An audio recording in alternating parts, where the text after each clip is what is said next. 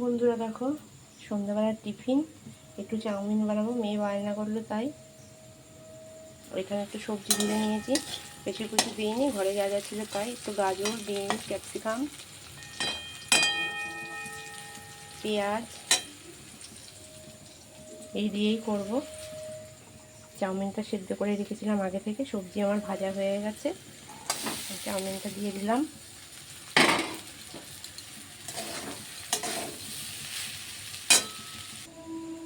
এর মধ্যে একটু দেবো সয়া সস, এই যে সয়া সস।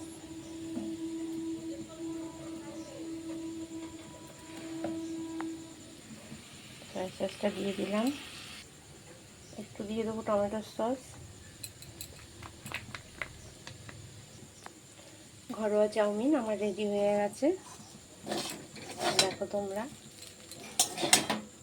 এবার এই প্লেটে একটু তুলে খেতে দেবো। তো দেখো বন্ধুরা, আমার চাউমিন রেডি। কেমন হয়েছে একটু কমেন্টে জানাবে।